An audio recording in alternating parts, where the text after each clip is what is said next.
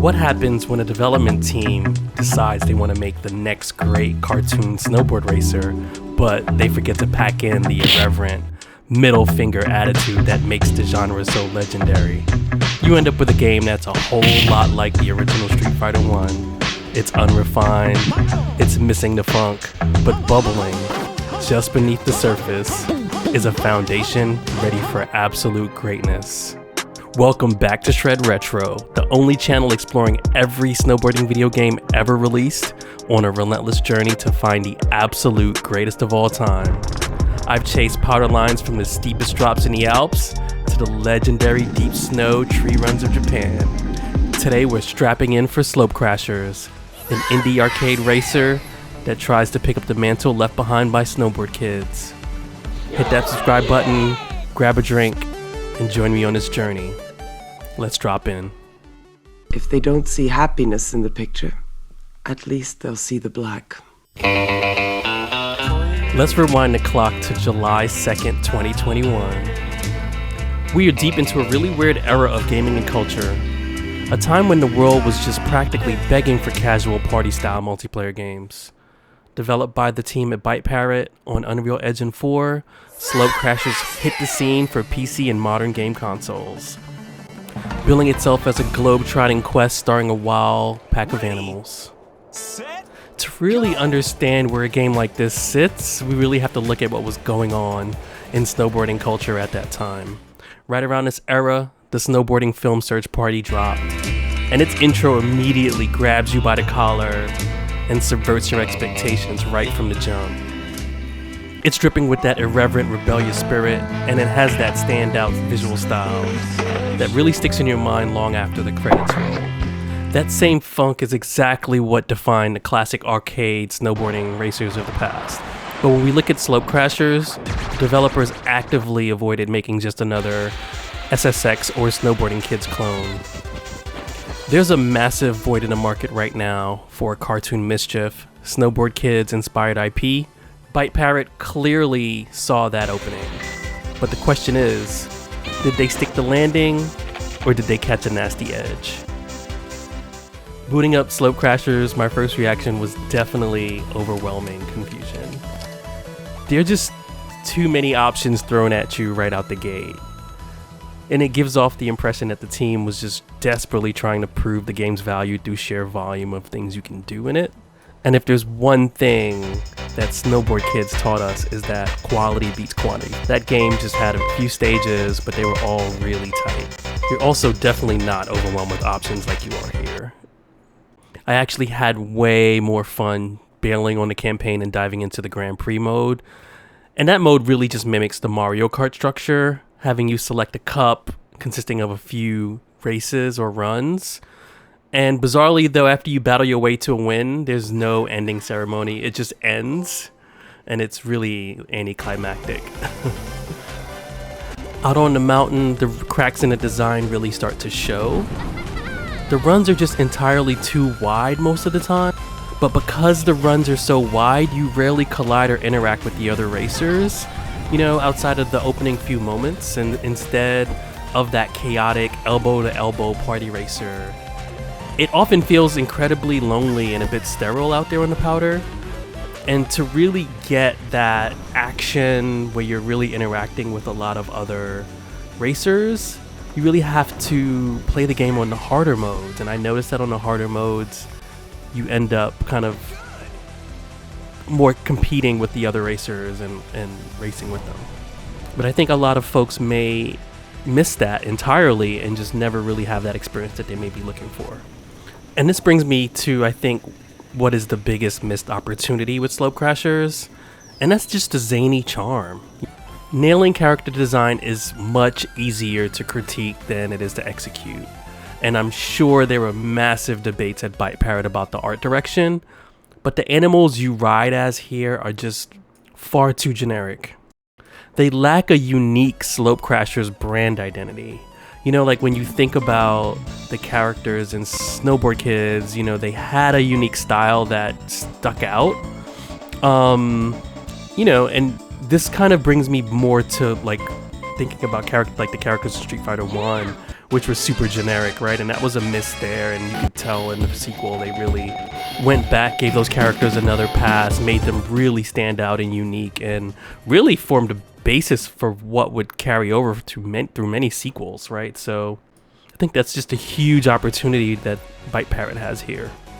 The cartoon mischief and the combat itself is equally rough. So when an attack is incoming, the visual indicator just literally covers the impact of getting hit.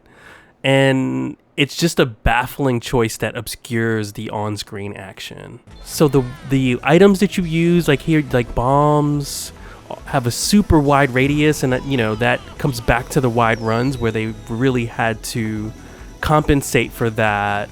And it's just so weird with the lack of precision in the items that you use, right? The like attack weapons, the offensive, I guess, items, huge bomb blast radiuses, projectile weapons that have to home in because, again, the runs are so wide.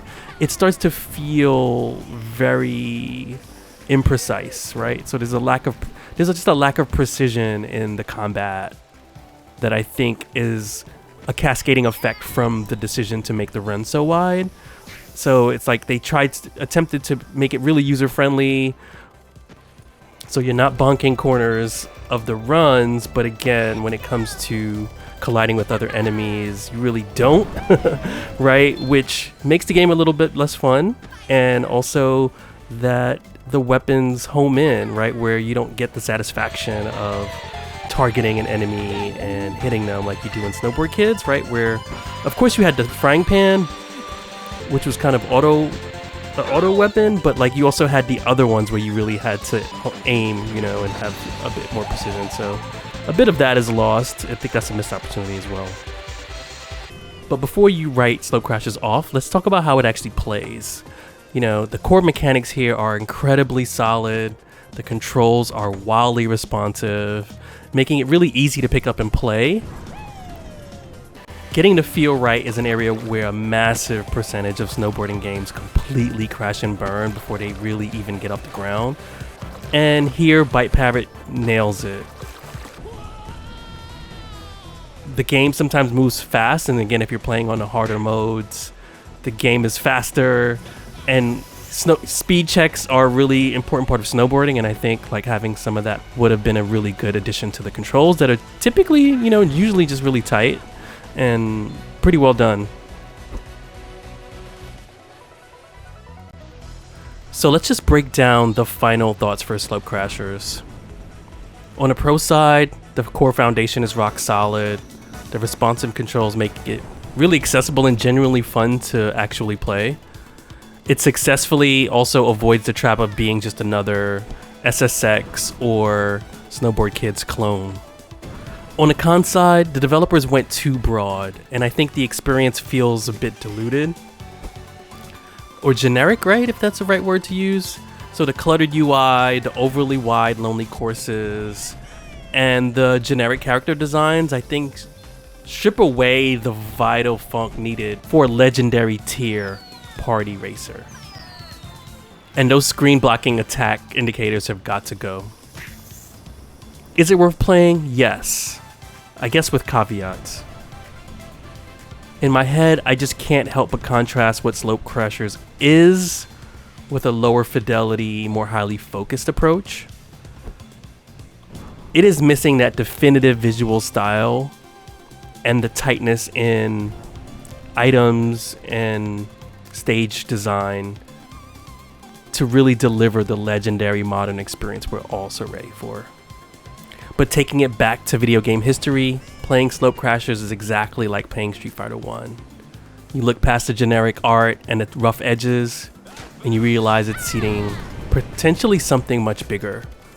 It's not quite the holy grail of our anthology yet, but it's a commendable effort and an ultra solid foundation for a potential mega sequel. Next up, we're taking a look at Mark McMorris's Infinite Air.